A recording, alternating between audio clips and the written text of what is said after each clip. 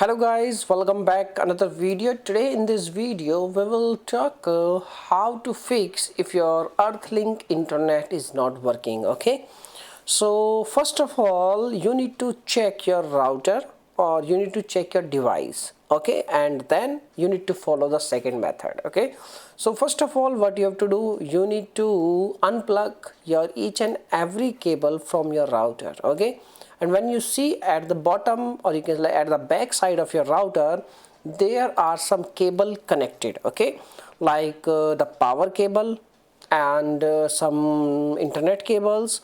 You need to unplug your each and every cable from your router one by one, and you need to reinsert your each and every cable, and you have to wait for approx 10 seconds or 20 seconds.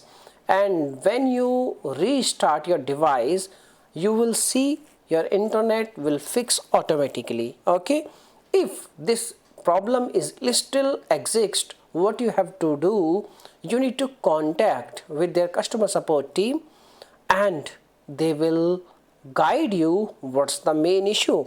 If there is any billing issue, they will tell you, and you have to pay some fees, and then they will restart your, you can say, like internet connection.